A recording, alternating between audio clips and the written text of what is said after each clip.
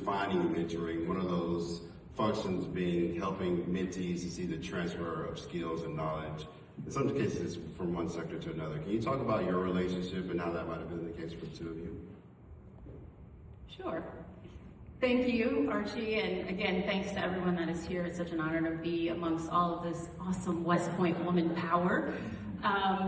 The way that Nadege and I met, we met through another graduate. It was actually here at their hotel, and she was transitioning out of the military, and this, actually, you're not my classmate, class 97 gentleman said, hey, you need to meet this person, and that's just pointing that out to say, making connections for people to have mentor and mentee relationships is also really important when you know that there's an opportunity for a relationship there. So I was introduced to Nadege, and we kept in touch as she began her transition. She was a tactical officer here at West Point at the time, and leading cadets and pulling her hair out at the same time. And she was interested in coming to our corporation. I work for Johnson & Johnson, and so I've talked to many veterans transitioning out of the military over the years, and one of the things that we always talk about is the military is like your identity. It's your whole life, and your family's part of it, and your work is part of it, and you're going to barbecues after, on the weekends with people that you work with during the week, and coming out of the military into civilian life, it's almost a culture shock. I don't have to tell many of you that here. You've all been through it. And in the military, knowing I need to do this school so I can get to that rank, and after that school I need to go to this school to get to that rank, and it's very clear laid out plan. Maybe there's some diversions here or there, but there are officers and leaders and commanders every step of the way helping you figure out where to go. But coming into a corporation the size of ours, which happens to be 140,000 people globally, can be super daunting.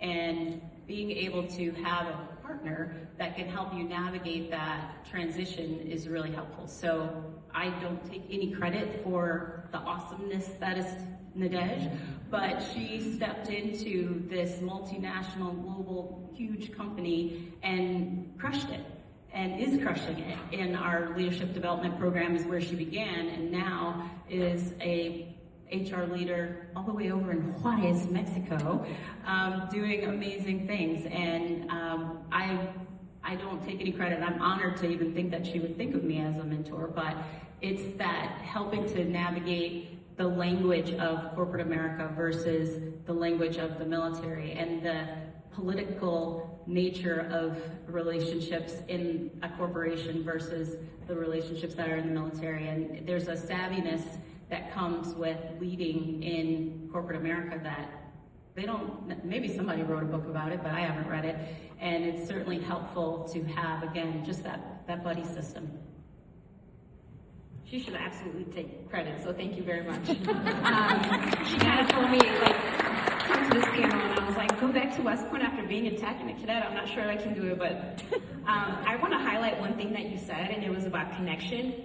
And I'm always very impressed with the connectivity of the Long Gray Line. I don't know if you knew the Levelers down there, but I was deployed with your dad, Colonel Blakes. You were a great mentor to me when I was a tech here.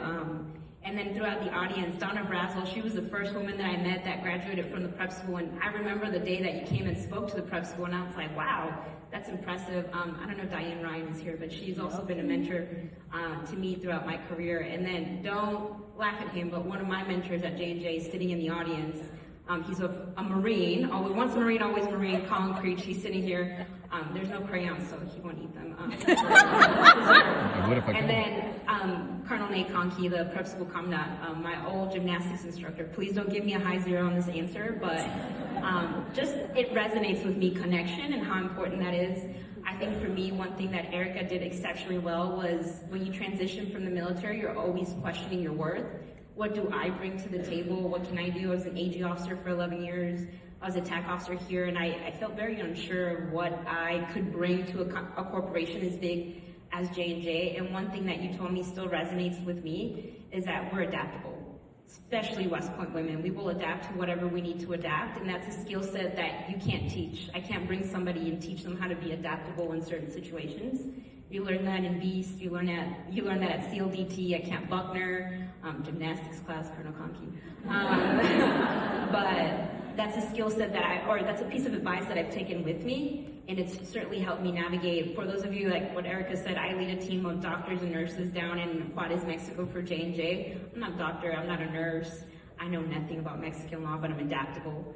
And I think having that mindset has helped me, and that was thanks to you, Erica, so I really appreciate it. Yeah. Woo!